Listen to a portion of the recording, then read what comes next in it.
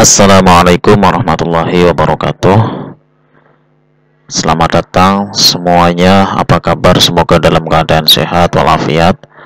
Pada kesempatan kali ini saya akan menyampaikan tentang ayat-ayat Al-Quran berkaitan dengan kedudukan orang yang berilmu.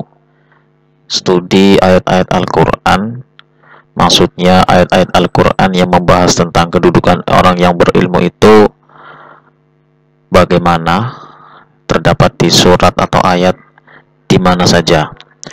Saya sudah menyediakan ada 4 ayat ya yang menjadi bahasan dari pertemuan ini. Yang pertama adalah tentang ayat surat Al-Mujadalah ayat 11, yaitu ya ayyuhalladzina amanu idza qila lakum tafassahu fil majalis fafsahu yafsahillahu lakum wa idza qila anshuzu fanshuzu yarfa'illahu alladzina amanu minkum walladzina utul ilma darajat wallahu bima ta'maluna khabir. Untuk penjelasannya saya bisa membuka di aplikasi Maktabah Syamilah. Langsung saja di surat Al-Mujadalah ini ayat 11. Saya akan membuka pada kitab Ibnu Katsir. Mari kita artikan bersama di sini. Wahai orang-orang yang beriman, idza qila lakum tafassahu, ketika dikatakan kepadamu lapangkanlah fil majalis, maka lapangkanlah ya, ketika disuruh untuk dilapangkan atau diberikan sebuah tempatnya, longgarkanlah tempatnya ya, untuk supaya bisa dimasuki oleh orang lain itu kan ya, maka lapangkanlah, luaskanlah. Maka dengan begitu nanti Allah Subhanahu wa taala akan membalas, yaitu melapangkan dirimu, melampangkan segala urusanmu. Kalau kita lihat di sini, yaitu di tafsir Ibnu Katsir ya, ini ya ayyuhalladzina amanu idza qila lakum tafassahu fil majalis. Maksud majalis di sini itu adalah majelis zikir ya, atau majelis yang di dalamnya itu ada beberapa kajian ilmiah, kajian zikir yang menyebutkan sholawat Nabi dan lain sebagainya, pokoknya yang berkaitan dengan zikir ya. Ada hadis yang berkaitan dengan ayat ini, saya contohkan begini. Man bana lillahi masjidan banallahu baitan fil jannah. Barang siapa yang membangun masjid karena Allah, maka Allah akan membangunnya rumah nanti di surga. Jadi kalau kita untuk diperintah untuk melapangkan tempat, melapangkan rezeki orang lain, maka lapangkanlah, maka Allah akan membalas penjembaran atau keluasan dari apa yang sedang terjadi dalam diri kita itu sendiri. Ada hadis lain, wa may yasaru ala mu'sirin yasarullahu alaihi fid dunya wal akhirah. Barang siapa yang memberikan kemudahan kepada orang lain ya, atas kesulitan orang lain ya, maka Allah akan membalas kemudahan ya dalam urusan dunia maupun akhirat. Ya, ini ada banyak hadis yang menerangkan tentang tafsir dari ayat surat Al-Mujadalah ini. Pada intinya kedudukan orang yang berilmu melalui surat ayat Al-Mujadalah ini itu adalah yarfa'illahu alladzina amanu minkum. Dengan memberikan kelapangan itu adalah karakter dari orang yang beriman, yang berilmu. Dengan begitu Allah akan mengangkat derajatnya ya orang yang beriman. Syaratnya ada dua, orang yang beriman dan orang yang berilmu akan mengangkat derajatnya nanti ya, baik di dunia maupun di akhirat. Ini kurang lebih penafsiran dari surat Al-Mujadalah ayat 11. Selanjutnya, kedudukan orang yang berilmu itu menjadi saksi bahwa Allah Subhanahu wa taala itu adalah zat yang Maha Esa. Kesaksian ini juga diungkapkan sendiri oleh Allah dalam surat Ali Imran ayat 18. Bismillahirrahmanirrahim. Syahidallahu annahu la ilaha illa huwa wal malaikatu wa ulul ilmi. Yang pertama kali bersaksi bahwa Allah itu adalah zat yang tidak ada Tuhan selain Allah, itu ya Allah sendiri. Yang kedua itu malaikat, dan yang ketiga ulul ilmi, ya, kedudukan orang ilmu itu saking tingginya sehingga ini menjadi saksi bahwa orang yang berilmu itu kedudukannya itu setelah malaikat dalam urusan bersaksi kepada Allah bahwa Allah itu adalah zat yang maha esa, ya.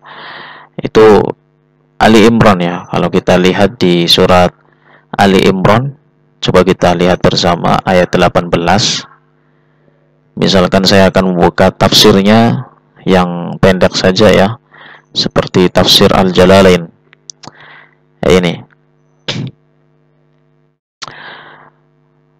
Ini ulul ilmi itu siapa, ya?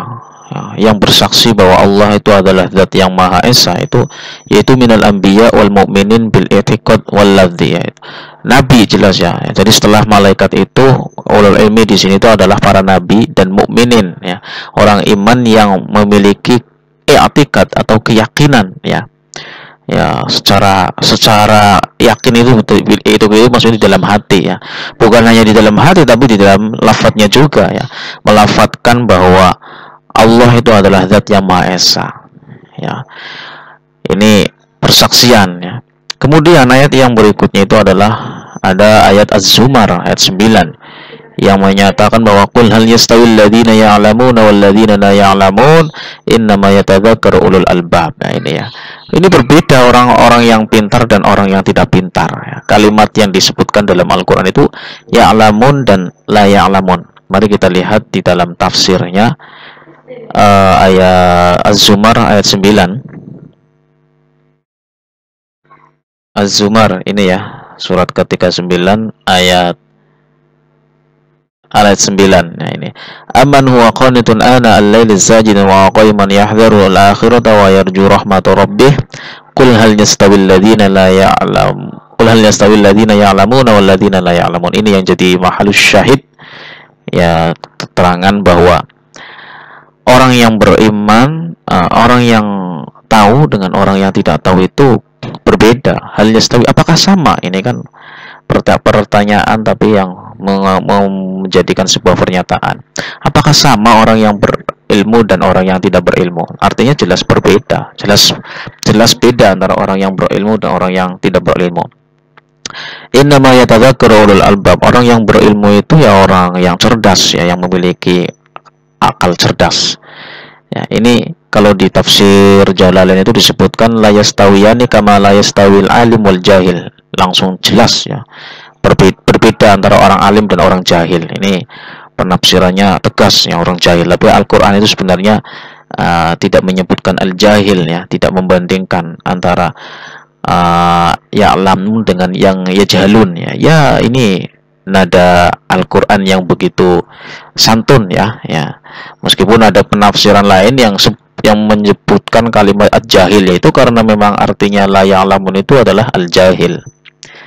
Itu kedudukan orang yang berilmu sangat berbeda. Kemudian ayat berikutnya adalah ayat innama yakhsyallaha min ibadihil ulama innallaha azizun ghafur, surat Fatir.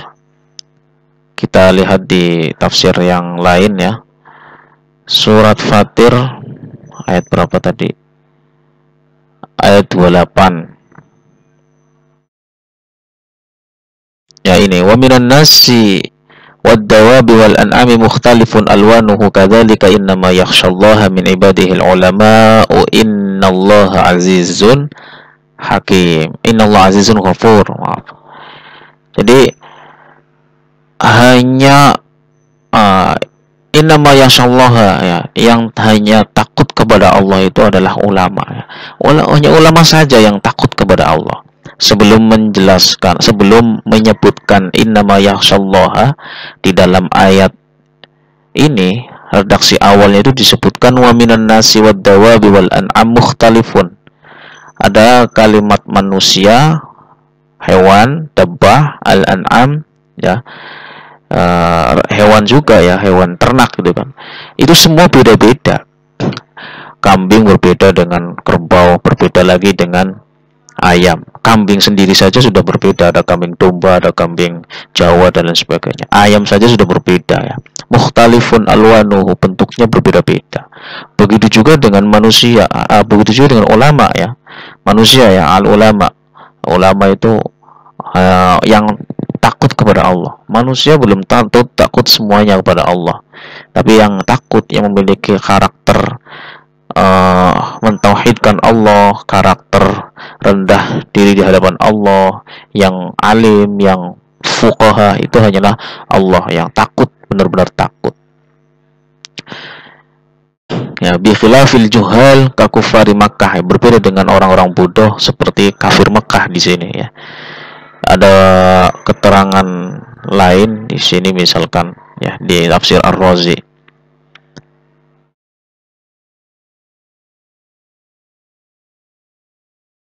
Ya, ini masih banyaknya tafsir-tafsir yang menerangkan ayat ini. Pada intinya orang yang alim dengan orang yang jahil memiliki perbedaan yang sangat mendasar. Jadi itulah ayat-ayat Al-Quran yang menjelaskan tentang kedudukan orang yang berilmu. Saya contohkan dengan 4 ayat yang sudah saya jelaskan beserta tafsirnya. Semoga bermanfaat dan semoga bisa dipahami. Terima kasih. Wassalamualaikum warahmatullahi wabarakatuh.